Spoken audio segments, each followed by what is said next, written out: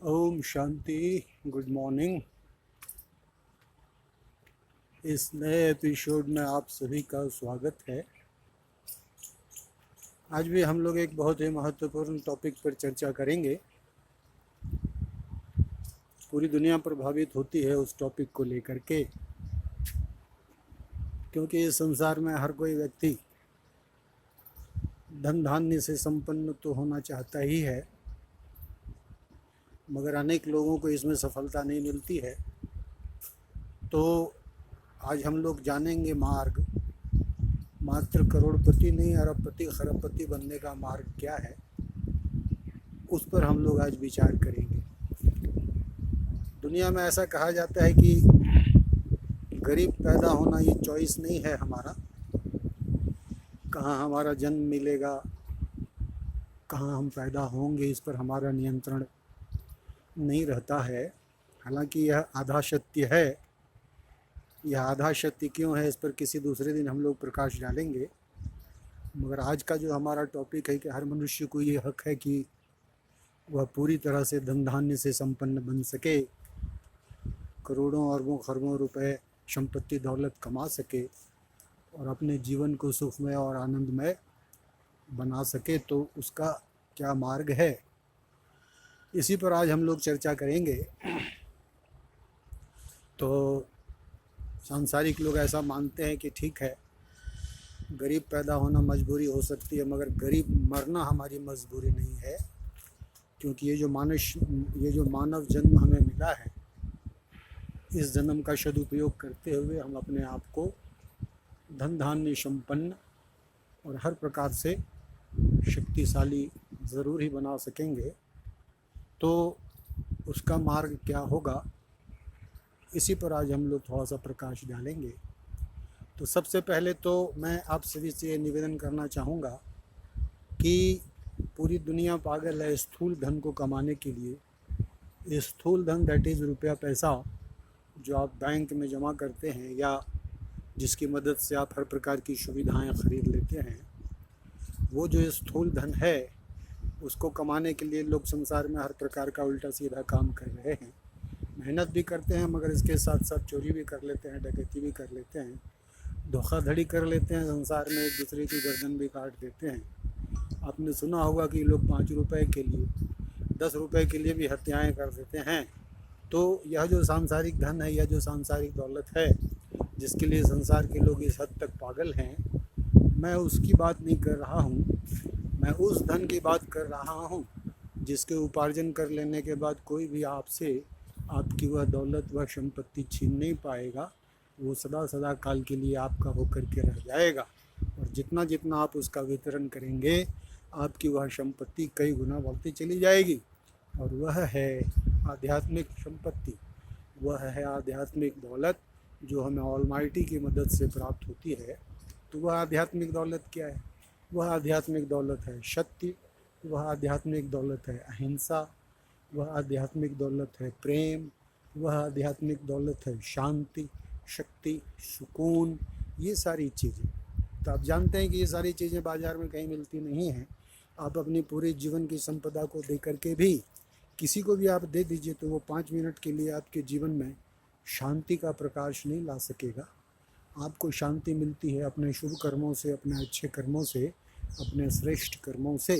तो शांति को प्राप्त करने के लिए अच्छे और श्रेष्ठ कर्म करने की ज़रूरत होती है, दौलत से उसे नहीं ख़रीदा जा सकता। तो ये जो मैंने आपको आध्यात्मिक शक्तियों के बारे में अथवा आध्यात्मिक दौलत के बारे में बताया है, इसको प्राप्त करना बहुत कठिन नहीं है। थोड़ा सा इसके लिए भी हमें प्रयत्न करना पड़ता है। तो वह स्पिरिचुअल प्रयत्न क्या होगा? वह स्पिरिचुअल प्रयत्न ये होगा कि हम लोगों को अपने आप को ऑलमाइटी के साथ युक्त कर देना है। सबसे पहले तो हमें ऑलमाइटी को जान लेना है। दुनिया के लोगों को तो यह भी पता नहीं है कि भगवान है कौन, भगवान कहते किसको हैं।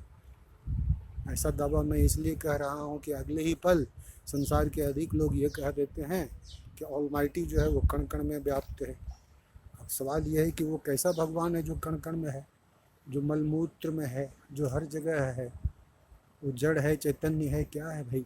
तो कण कण में अगर वो है, अगर किसी पत्ते में है, किसी धूल में है, किसी गंदी नाली में पड़ा हुआ है, तो निश्चित रूप से वह सचेत तो नहीं हो सकता, कंसियस तो नहीं हो सकता।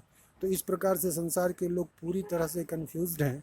उन्हें बिल्कुल भी पता नहीं कि ईश्वर कौन है, मनुष्य है, मनुष्य नहीं है, खाता है, पीता है, चलता है, देखता है, उसका शरीर है, नहीं है, वो कुछ जानते नहीं। तो सबसे पहले तो उन्हें ये जानना चाहिए कि वह ऑलमाइटी, वह परमात्मा, वह ईश्वर, वह भगवान, जो कि हर चीज़ का, हर शक्तियों का सागर है, प्रेम का, आनंद का, शक्तियों का, पवित्रता का, शांति का, उसको जानना होगा, उसको समझना होगा, उसके ऊपर में निश्चय रखना पड़ेगा। जैसे मुसलमान लोग कहते हैं कि ऑलमाइटी के ऊपर में ईमान लाओ।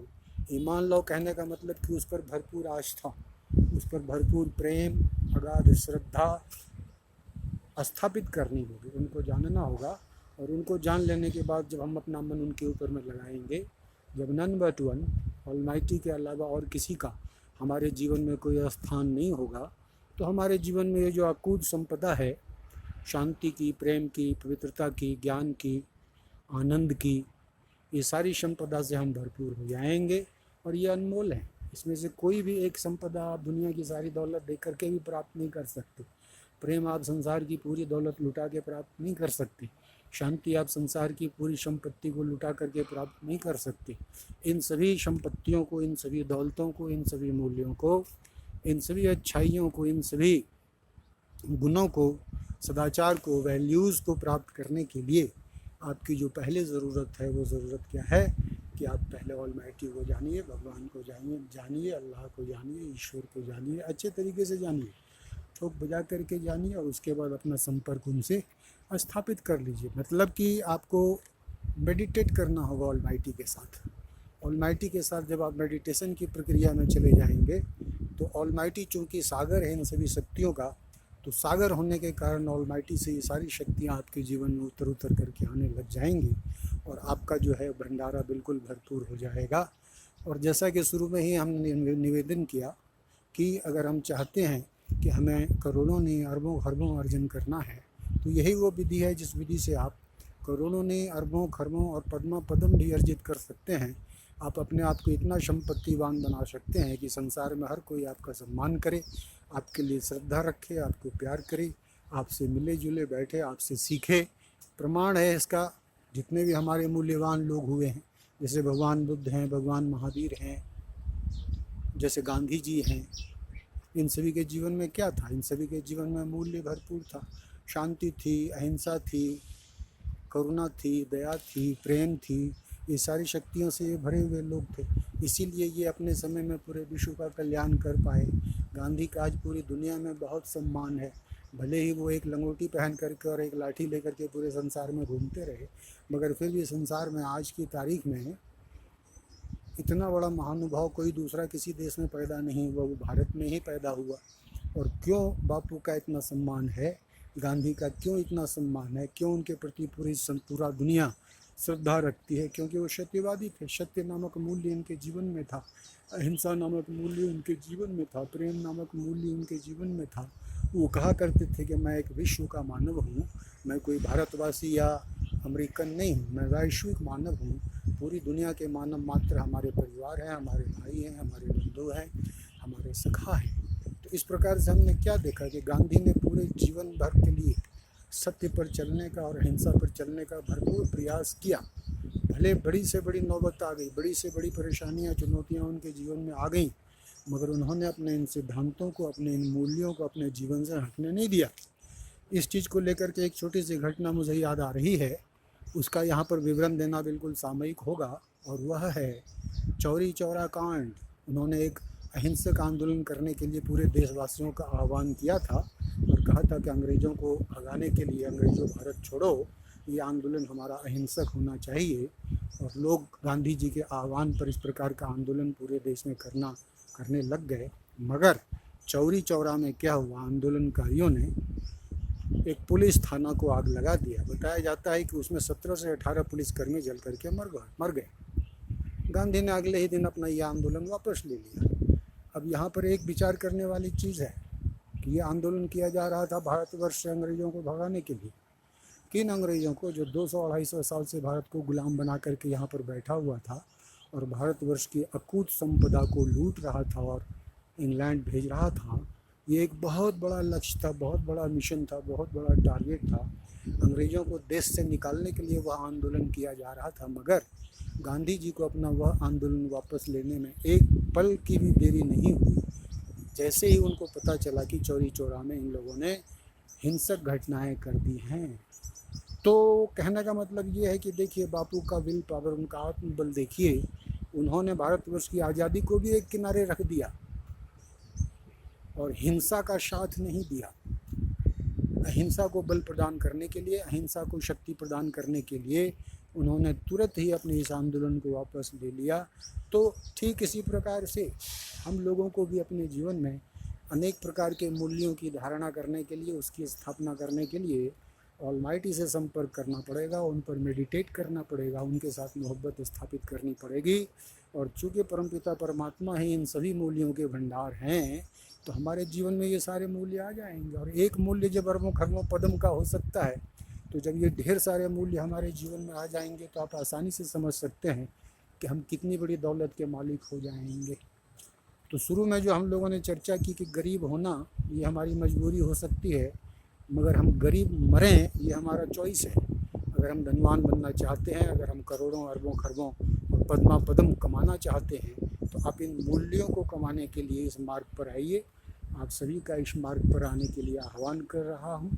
आसान है, मेरे जैसा साधारण आदमी भी इन मूल्यों को अर्जित कर सकता है अपने जीवन में। ऑलमाइटी के साथ अपना संपर्क स्थापित करके, उन पर मेडिटेट करके, तो संसार का कोई भी आदमी कर सकता है।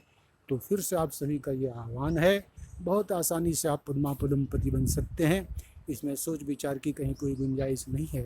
अपने को जानिए, देखिए, समझिए और ऑलमाइटी के साथ अपना संबंध स्थापित कीजिए।